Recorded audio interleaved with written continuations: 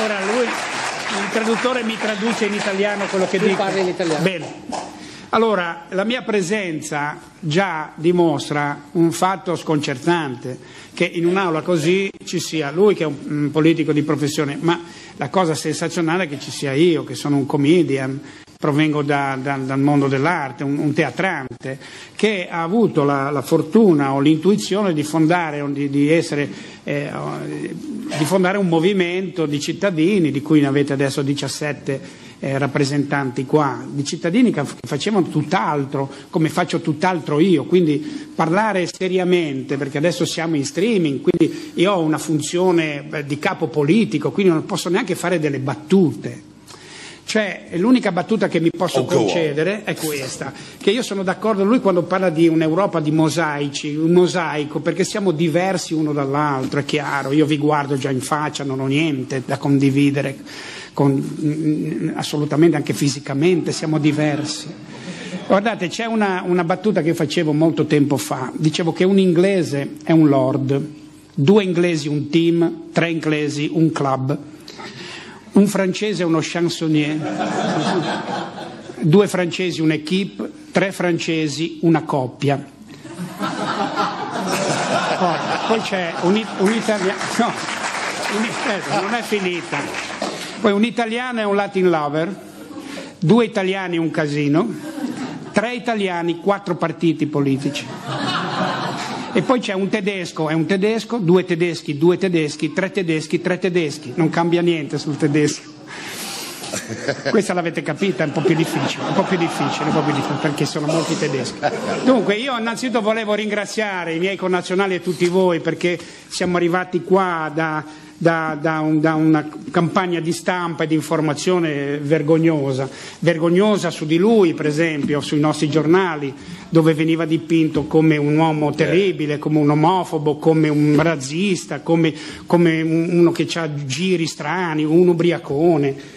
Una roba incredibile, uno che rubava le figurine quando era a scuola dei calciatori, cioè un uomo orrendo. E io lo stesso, sui miei giornali, sui giornali esteri, ancora peggio, io ero Hitler un giorno, una settimana Hitler, una settimana passavo di là come Stalin, omofobo, quasi stupratore, almeno hanno usato quasi stupratore. Con una campagna così siamo riusciti a sopravvivere, specialmente in Italia, in una maniera direi quasi con degli anticorpi straordinari. Siamo riusciti ad avere un risultato così nelle elezioni, abbiamo messo 2000 persone per bene dentro le istituzioni, abbiamo messo 11, 12, non mi ricordo, 11 sindaci, abbiamo messo 17 persone al Parlamento europeo, quindi entriamo in una struttura che è nuova per tutti, per voi non so come fate, perché io già arrivare qua da Milano in macchina ci ho messo 12 ore, con i limiti, attraversi la Svizzera che c'è tutti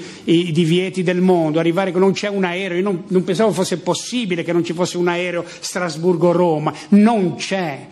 E allora devi andare a Londra, passare da Londra, ma va da Tangeri, c'è Tangeri Milano, cioè una roba. Già come fate a essere qua, lo dicevo prima, una struttura fatta apposta per complicare, non far capire a 500 milioni di italiani, di persone europee che cos'è questa roba qua.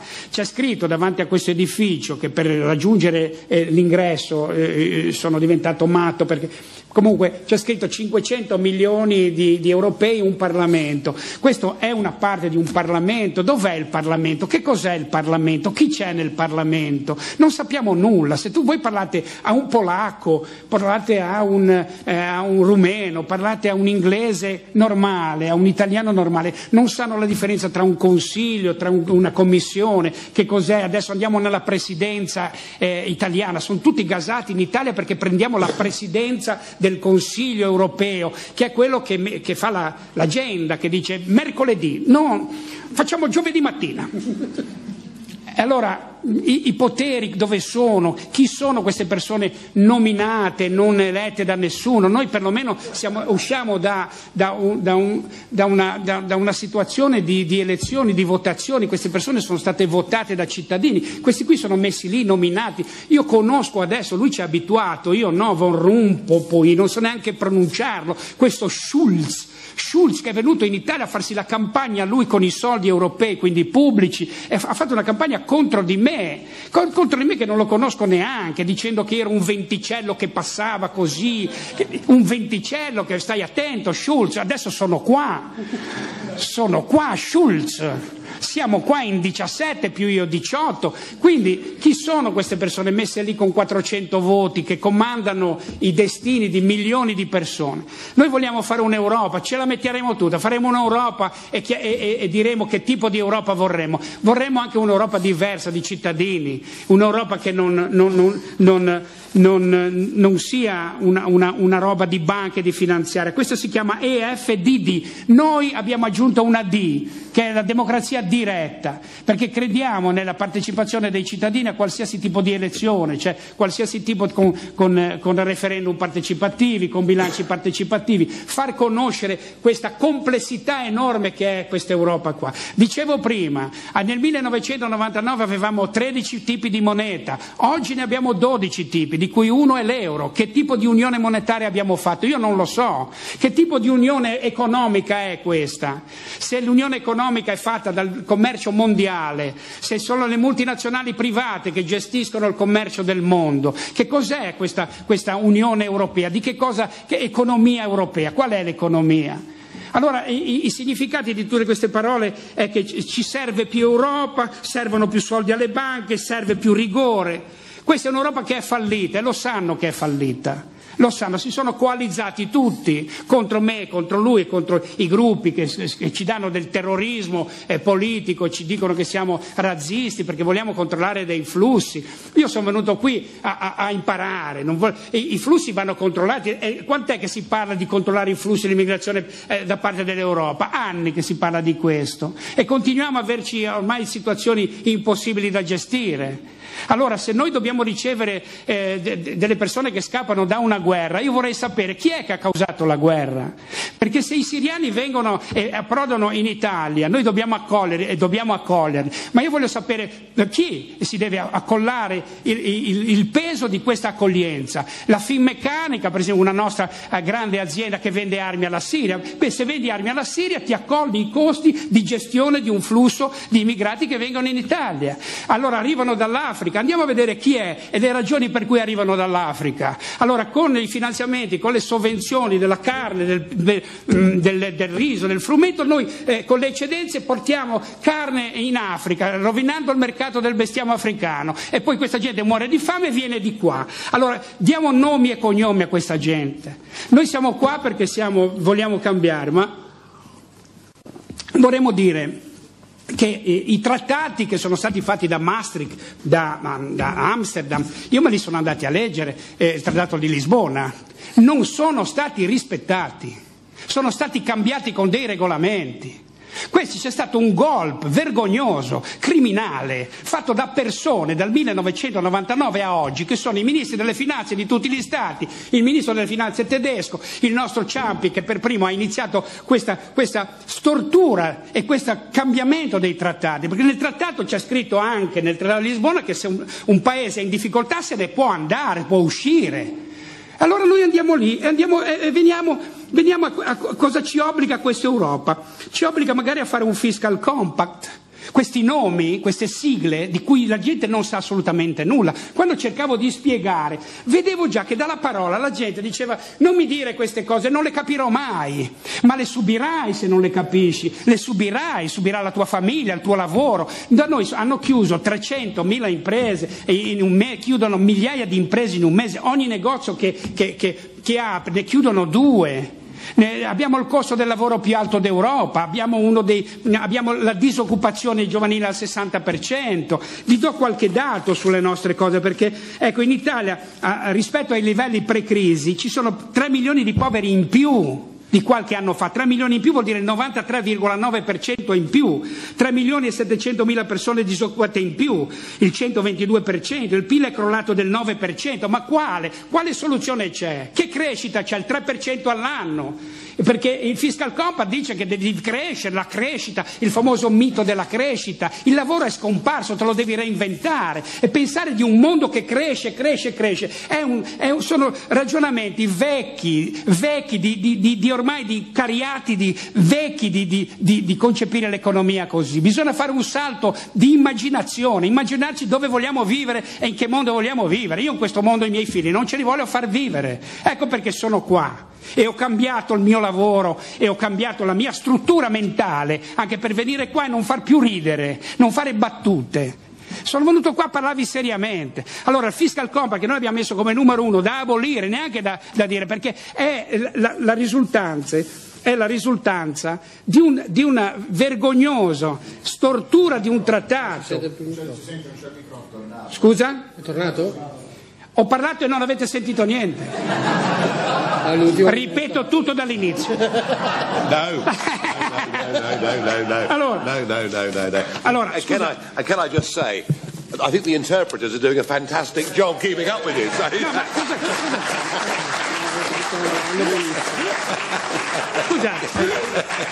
scusate, io voglio far capire alla gente che abbiamo questi meccanismi, le parole, la truffa delle parole, questi usano ancora le parole, truffa, meccanismo di stabilità, usano il patto di stabilità che è una parola buona ma nasconde questo tipo di cose, il pareggio in bilancio che non ci permette, la nostra politica fiscale non ci permette di indebitarci per investire. Se io investo nei miei figli ho il diritto di indebitarmi, non è un debito, è un investimento.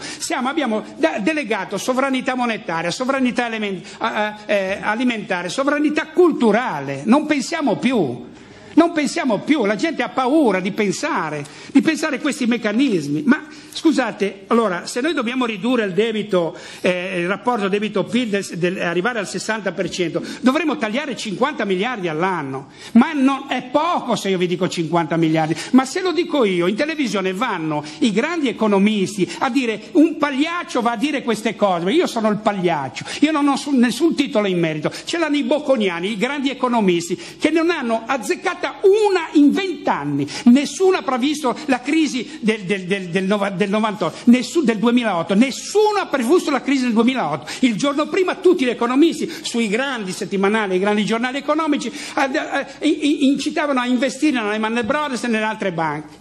Qui allora bisogna fare sedersi e ricominciare a ragionare. Io voglio capire, dobbiamo far capire che cos'è questo sistema, vogliamo far capire che tipo di mondo vogliamo. Io voglio un mondo dove l'economia sia reale. Noi abbiamo oggi 200 triliardi di dollari di soldi virtuali. 200 triliardi e il PIL del mondo è 70 miliardi, quindi abbiamo il triplo di soldi che girano virtuali e l'economia reale è un terzo. Quando si scaricherà questa bolla è finita. Noi non abbiamo più nessun tipo di speranza in Italia con questi meccanismi di uscire dalla minima crisi. Non ci sarà mai una crescita del 3% all'anno per 20 anni e stanno già cominciando a svendersi il paese, cari signori. Arrivano i fondi americani, BlackRock americani, oppure gli anglo-americani, Prudence, oppure l'Allianz, che si stanno comprando le nostre 7.000 chilometri di spiagge, vanno già nei musei, nei nostri musei, i ragionieri dell'Europa, vanno già a catalogare i nostri capolavori sotto gli Uffizi, vanno a Pompei, si stanno svendendo tutto, stiamo svendendo tutto quello che abbiamo, come se avessimo un'enorme Equitalia che arriva a riscuotere, perché noi non facciamo un adeguamento strutturale. Ora io spiegavo l'adeguamento strutturale ai bambini a scuola, all'elementare, l'adeguamento strutturale, io ti do questo se tu fai un adeguamento strutturale. L'adeguamento strutturale è far coincidere la domanda con l'offerta, dove la domanda è un piccolissimo buchino di culo di un bambino piccolo e l'offerta è una supposta grossa come un dirigibile. L'inserimento si chiama adeguamento strutturale. Ed è quello che sta succedendo. Ci stiamo svendendo acqua, ci stiamo svendendo gas, ci stiamo svendendo qualsiasi cosa, ci stiamo svendendo il patrimonio, l'oro, la Banca d'Italia, 2.500 tonnellate d'oro. E così senza che la gente si è ritirata, non protesta neanche più. Non si protesta neanche più. Le proteste vengono prese come singolarità, come pazzi che dicono che uscire dall'euro. Il problema non è tanto l'euro, il problema è che non abbiamo un piano B. Non c'è un piano B, entro 5 anni noi dobbiamo capire dove andiamo a finire, perché così non c'è assolutamente nessun tipo di speranza. I dati che ho io, poi oltre il fiscal compact c'è il MES, anche queste sigle, il MES. Ma il MES è il meccanismo europeo di stabilità, è un meccanismo, ve lo sapete meglio di me, io parlo anche per chi ci sta ascoltando fuori, non certo per fare una lezione a voi che sapete le cose, no? Il meccanismo, il MES è una cosa straordinaria, ci vuole uno psichiatra per capire queste cose, dal punto di vista neurologico le devi analizzare, non serve più un economista, serve uno che sia uno studioso di comportamenti e di coscienza, di cognizione, perché il MES è qualcosa di incredibile, noi mettiamo 750 miliardi per salvare gli stati, 125 li mettiamo noi come Italia, no? A debito ovviamente, e in caso, e io me lo sono andato a leggere il trattato, non è in caso di crisi economica, in caso se la crisi economica può mettere in crisi l'euro, allora io ti salvo e ti presto i soldi. Cioè io ti do dei soldi che metti lì, gestiti da una gente che non si sa chi siano, non hanno referenze, è una specie di clan che non pagano tasse in Lussemburgo, investono questi soldi in AAA, magari in fondi della Germania, io ti do i soldi e poi tu questi soldi che io ti ho dato, se sono in crisi, me li presti. Ma è fantastico! Ma è straordinario, è come se io avessi un'assicurazione sulla macchina, una casco totale, ho l'incidente, io ho sempre pagato il premio dell'assicurazione, ho un incidente e l'assicurazione cosa fa? Mi presta i soldi da dare al carrozziere per ripararla. E noi vediamo questa circolazione ormai che è incredibile, cioè il debito che ci passiamo il debito uno con l'altro, ti do il debito, lo gestisci un po', poi me lo ridai indietro, è un'economia che non sta più in piedi, ma sta causando migliaia di vittime. Cioè 7.000 persone in Grecia in 2 anni si sono suicidate, penso che siano 7.000, in Italia sono 2 o 3.000. Cominciano la gente ad ammazzarsi, aziende che chiudono, città che si svuotano, continuiamo a aprire supermercati fatti da multinazionali che vengono lì, patti Europa-America per dire venite il libero mercato signori, è il libero mercato. E allora dov'è l'unione? Cos'è l'unione? La solidarietà? Dov'è? Dov'è? La Grecia si poteva salvare, era il 2% del PIL la Grecia, non era nulla per l'Europa unita. Ecco perché lui si alza e ha fatto benissimo a voltare le spalle all'inno della gioia, perché partiamo già dall'inno della gioia, che non è gioia più per nessuno. E l'inno della gioia l'ha usato Hitler per i compleanni, Mao, l'ha usato Smith in Rhodesia per l'apartheid, l'hanno usato i più grandi killer della storia, l'inno della gioia. Qui bisogna sedersi, ripensare in che mondo vogliamo vivere. Il movimento non è un partito politico, è una visione di mondo che non appartiene più alla crescita, al lavoro. Io voglio una famiglia, che i miei figli vengano su senza il ricatto totale del lavoro e della crescita, fare qualsiasi lavoro. I capitali girano e dove vanno? Dove il lavoro costa meno, dove ci sono gli schiavi. Oggi abbiamo gli schiavi, ma forse era meglio avere uno schiavo che lo pagavi e costava 200.000 euro una volta uno schiavo, prenderselo nell'Ottocento negli Stati Uniti, però ne avevi cura, perché non potevi affamarlo, non potevi farlo ammalare, ne avevi cura perché era un investimento allora uno schiavo. Adesso è ancora peggio, abbiamo tolto qualsiasi diritto alle persone, si schiaccia il mercato verso il basso, si schiacciano i salari verso il basso, facciamo fare guerre ai poveri nelle periferie. Ecco perché lui vuole tornare i flussi e abbiamo un camionista svedese il camionista dov'è quello lì? Il camionista cosa fai? Cosa stai leggendo? Il camionista! Cioè, vabbè, dorme, facendo il camionista è chiaro che dorma. Allora è chiaro che lui allora è chiaro che lui abbia i problemi di equiparare i flussi che ha in Svezia con quelli della Finlandia, con quelli della Danimarca, vuole equiparare perché sa benissimo che arrivano i camionisti rumeni che lavorano a metà del suo stipendio. È quello che succede da noi, non siamo diversi fisicamente, come magari di facce, di cose, ma i problemi sono sempre gli stessi.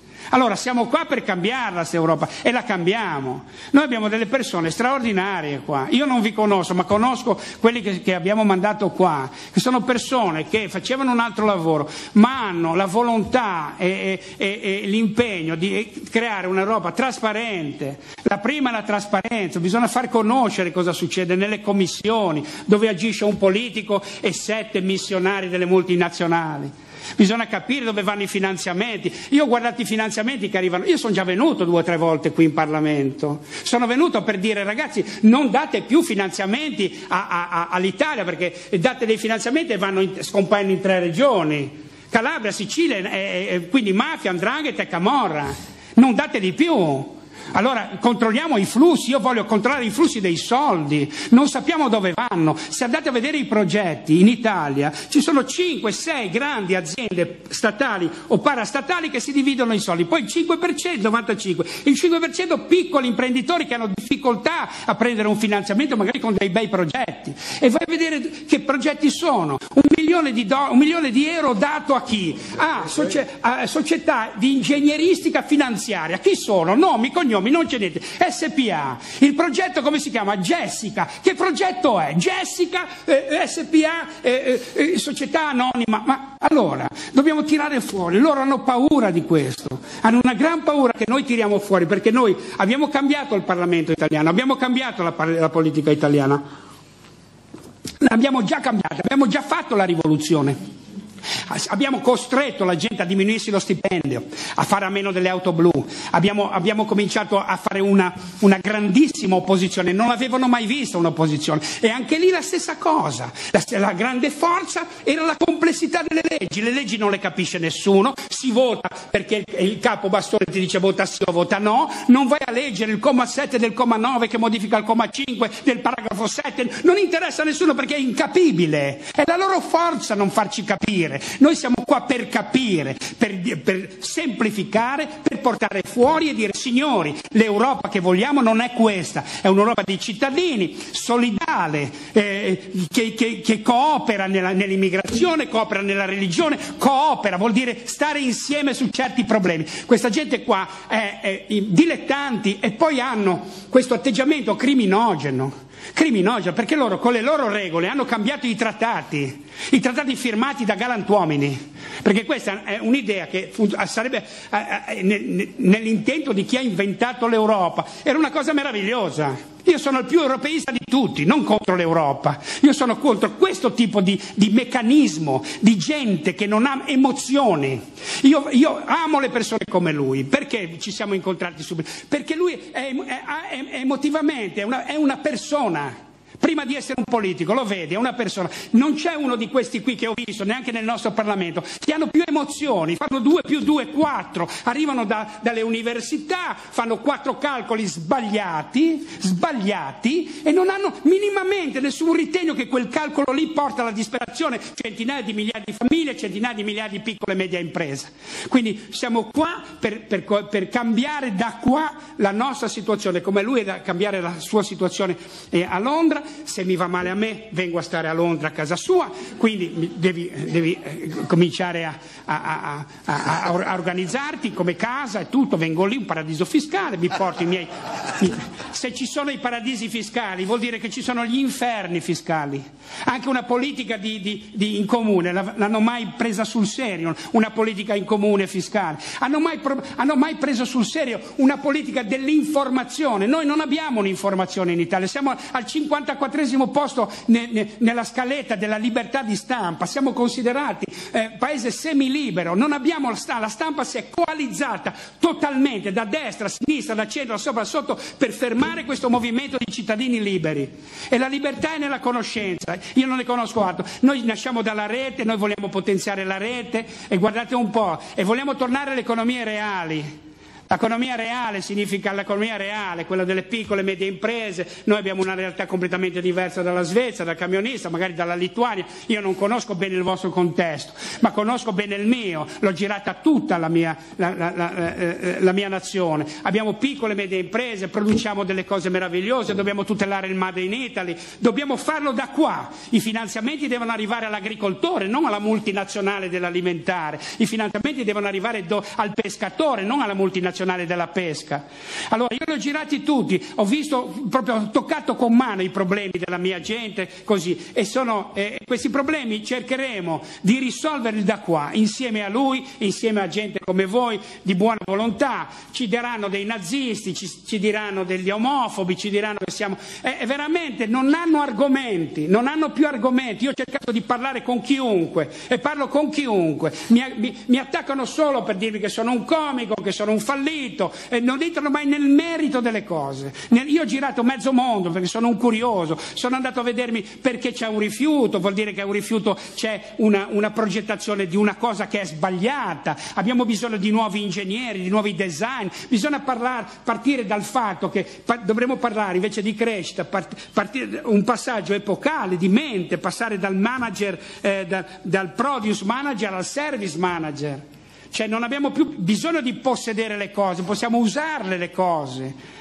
Non siamo una società da 300 all'ora per le merci, dell'alta velocità a tutti i costi. La Svizzera e la Svezia non hanno l'alta velocità, hanno le stesse medie però dell'alta velocità, 160 km all'ora, usando un treno che faceva la Fiat, che si chiamava Pendolino, che andava sul binario normale. La Svezia ha gli X2000 con un treno normale, le stesse medie dell'alta velocità senza avere l'alta velocità. Come? Con gli orari perfetti e con un locomotore che faceva i 220 ad assetto variabile, senza fare una linea. Noi siamo una società a 200 allora, non a 300. Io voglio riprendermi il tempo mio, della mia famiglia, voglio che non ci sia un ricatto del lavoro. Se perdi il lavoro perché chiude l'azienda, bene, io ti voglio garantire almeno un reddito di sopravvivenza per 2 o 3 anni, un reddito di cittadinanza che tu avrai in cambio di piccoli lavori per la tua comunità, avrai in cambio di far studiare i tuoi figli a scuola, avrai in cambio di altre cose, e lo Stato che noi vorremmo rifare, lo Stato mettendoci dentro dei cittadini, lo Stato avrà questa forma straordinaria di aiutare le persone che hanno bisogno, piuttosto che far chiudere le persone che non ce la fanno più. Quindi io vi do veramente col cuore il benvenuto. Non so se mi sono dimenticato qualcosa, ma non credo. Sì, ci sono i cittadini al centro, un po' di solidarietà per le vittime, ci sono un po' di cose. Io vi ringrazio e statemi vicino. Vorrei solo vedere il lettone e il lituano, per favore, dove sono? Me lo fai il lituano, where is? Ma sai come noi. Sai come noi. It's the same. E il lettone? Lei è lettone. Poi abbiamo, scusate, perché sembro impreparato, invece ce li ho. Allora, democratici svedesi. Voi due veramente proprio svedesi fantastici. Ordine e giustizia della Lituania. Non c'è? Ordine e giustizia. Ok, cosa dite? Non ho capito. Come gli italiani, lo so. No, è difficile essere come gli italiani, it's impossible. Poi indipendente francese è quella uscita da Front National. Io vorrei fare un applauso a questa signora che finalmente, cara signora, brava. E poi Unione dei contadini lettoni, l'abbiamo detto, il Partito dei cittadini liberi della Repubblica Ceca. Fantastico. Quindi grazie, io sono Beppe Grillo e i 17 parlamentari del Movimento 5 Stelle sono questi e lui è un degno rappresentante. Quindi vi ringraziamo e vi diamo il benvenuto nel gruppo. Grazie a tutti.